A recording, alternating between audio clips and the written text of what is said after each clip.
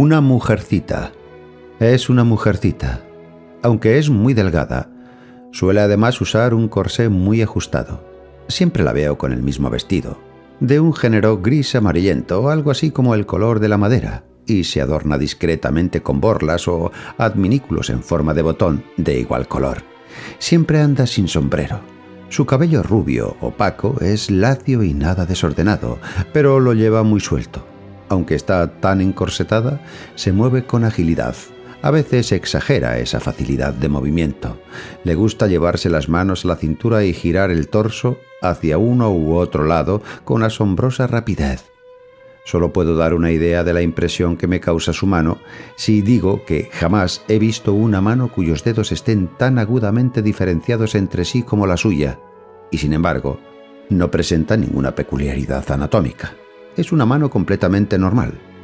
Ahora bien, esta mujercita está muy descontenta conmigo, siempre tiene que objetarme algo, siempre cometo toda clase de injusticias con ella. Cada paso mío la irrita. Si la vida pudiera cortarse en trozos infinitesimales y cada pedacito pudiera ser juzgado, estoy seguro de que cada partícula de mi vida sería para ella un motivo de disgusto.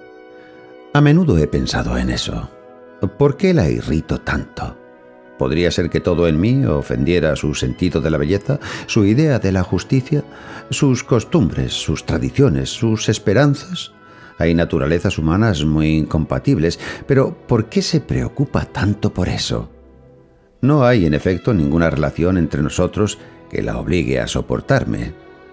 Ella debería decidirse a considerarme como un perfecto desconocido, lo que en realidad soy, teniendo en cuenta que semejante decisión no me molestaría, más bien se la agradecería mucho. Solo debería decidirse a olvidar mi existencia, una existencia que jamás quise obligarla a soportar y jamás querré, y evidentemente todos sus temores terminarían. Hago abstracción de mis sentimientos y no tengo en cuenta que su actitud también es para mí, naturalmente, muy penosa, y no lo tengo en cuenta porque reconozco perfectamente que mis molestias no son nada comparadas con sus sufrimientos. De todos modos, siempre he sabido que esos sufrimientos no son causados por el afecto. No le interesa en absoluto mejorarme, y además, todo lo que en mí le desagrada es justamente lo que menos puede impedirme mejorar. Pero tampoco le importa que yo progrese, solamente le importa sus intereses personales, que en este caso consisten en vengarse de los sufrimientos que le provoco e impedir los sufrimientos con que pueda amenazarla en lo futuro. Ya una vez intenté indicarle la mejor manera de poner fin a este resentimiento perpetuo hacia mí, pero solo logré con eso suscitar en ella tal arrebato de furor que nunca más repetiré esa tentativa.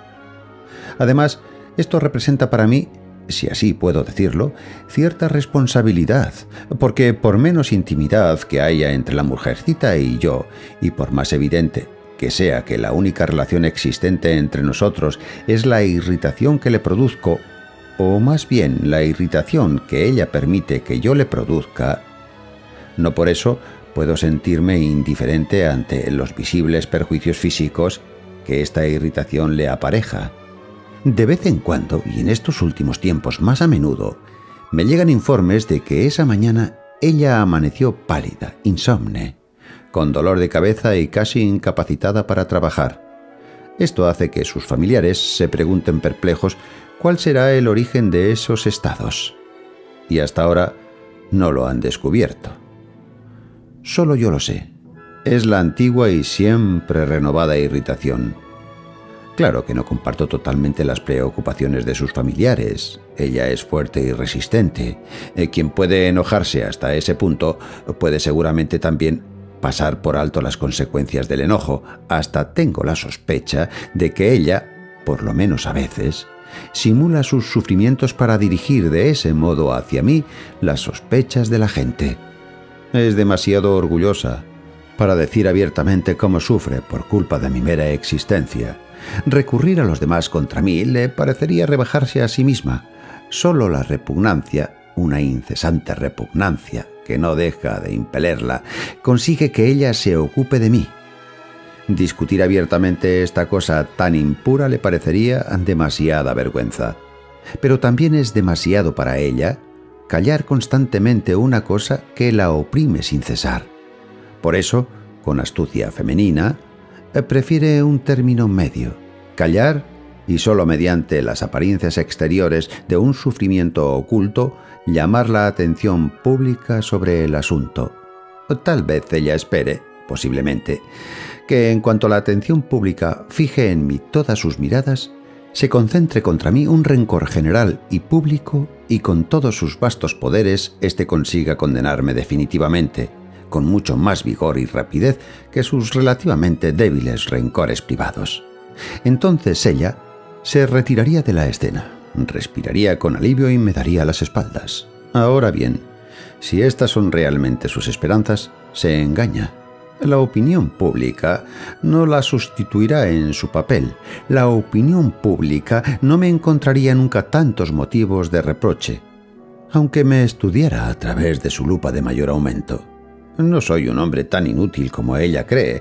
No quiero exagerar mis méritos, y mucho menos cuando se trata de este asunto. Pero si no llamo la atención por mis condiciones extraordinarias, tampoco la llamo por mi falta de condiciones. Solo para ella, para sus ojos llameantes y casi blancos de ira, soy así. No podrá convencer a nadie más. Por lo tanto, ¿puedo sentirme completamente tranquilo en lo que a esto respecta?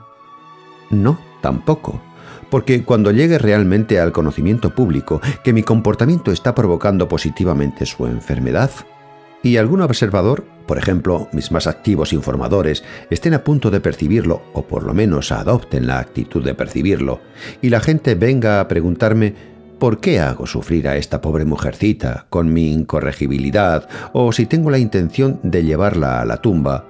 ¿Y cuándo llegará el momento de mostrarme más sensato y de demostrar suficiente compasión humana para cesar con todo eso? Cuando la gente me formule esta pregunta, me costará bastante responder. Confesaré francamente que no creo mucho en sus síntomas de enfermedad, lo que implicaría producir la desagradable impresión de que para librarme de mi culpa, culpo a otra persona, y justamente de una manera tan poco galante. ¿Y cómo podría decir abiertamente que yo, aun cuando creyera que ella está realmente enferma, no siento la más mínima compasión, que la mujer en cuestión es para mí una perfecta desconocida y que la relación que existe entre nosotros es una pura invención de su parte y totalmente unilateral?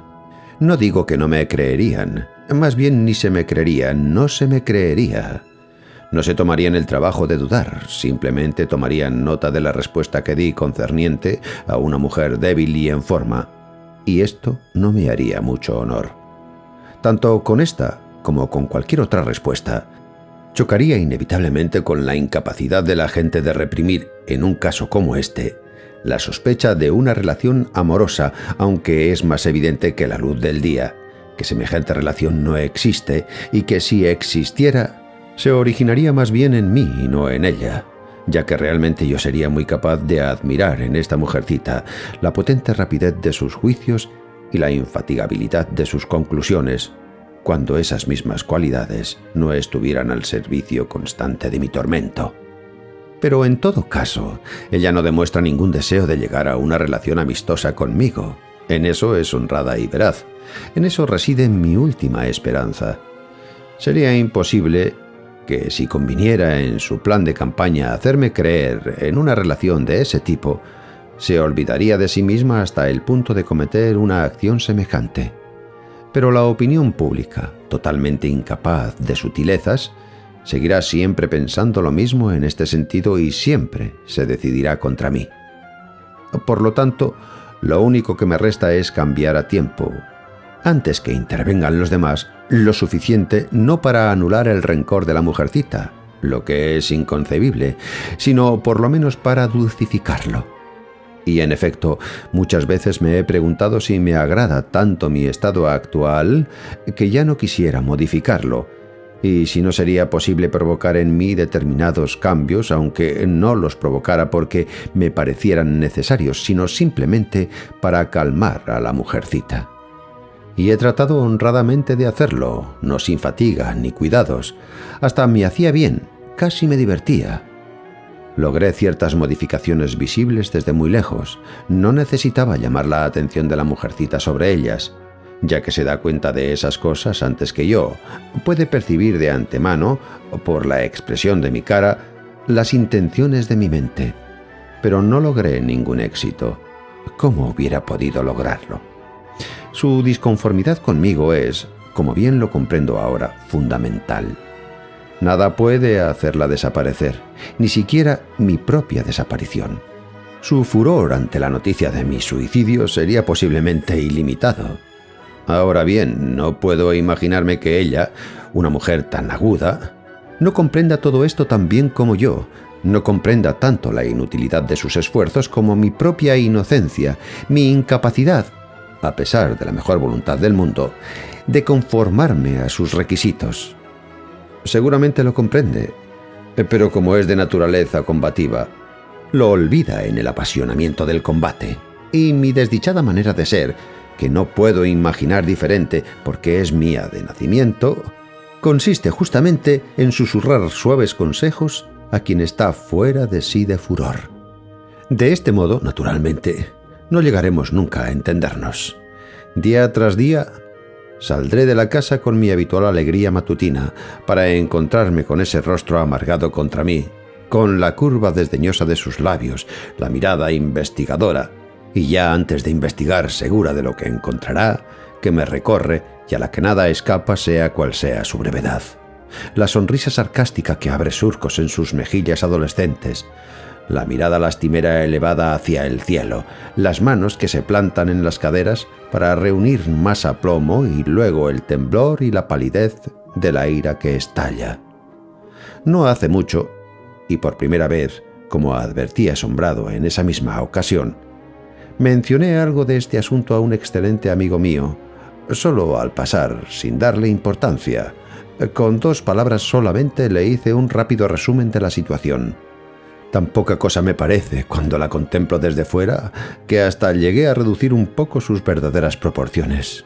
Inesperadamente mi amigo no se desinteresó de la cuestión, sino que por su propia cuenta le dio más importancia que yo, no quería cambiar de tema e insistía en discutirlo. Más inesperado aún fue que él, a pesar de todo, subestimara el problema en uno de sus aspectos decisivos, porque me aconsejó seriamente que me alejara por un tiempo, que viajara. Ningún consejo podría ser más incomprensible. La situación es bastante clara.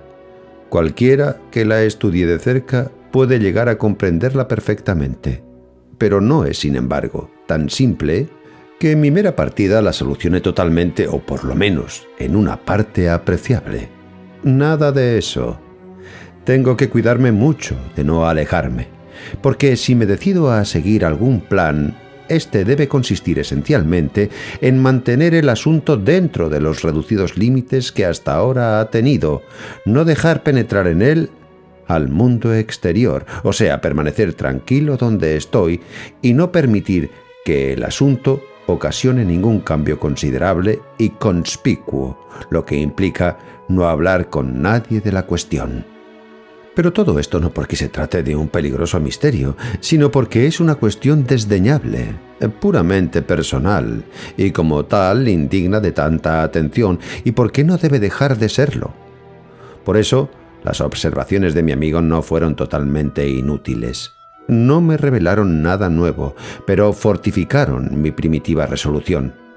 En efecto, si se lo considera atentamente, las modificaciones que con el correr del tiempo parece haber sufrido este asunto no son modificaciones del asunto en sí, sino simplemente un desarrollo de mi actitud ante él, en el sentido de que esta actitud se ha vuelto, por una parte, más tranquila, más viril, más cerca del fondo de la cuestión, y por otra parte, bajo la incesante influencia de estos continuos sobresaltos, por insignificantes que parezcan, ha provocado cierta intensificación de mi nerviosidad. Este asunto me preocupa menos que antes porque comienzo a creer que comprendo que, por más cerca que hayamos creído encontrarnos de una crisis decisiva, es muy poco probable que ésta ocurra. Uno está predispuesto a calcular con demasiado apresuramiento, especialmente cuando es joven, la rapidez con la que se producen las crisis decisivas. Cada vez que mi pequeño juez femenino, debilitado por culpa de mi mera presencia, se dejaba caer de costado en una silla, sosteniéndose con una mano sobre el respaldo y soltándose los lazos del corpiño con la otra, mientras las lágrimas de furor y de desesperación le corrían por las mejillas, yo creía que el instante de la crisis había llegado y que de un momento a otro me vería obligado a dar explicaciones. Pero nada de momento decisivo, nada de explicaciones. Las mujeres se desvanecen con facilidad. La gente ni tiene tiempo de ocuparse de sus manías.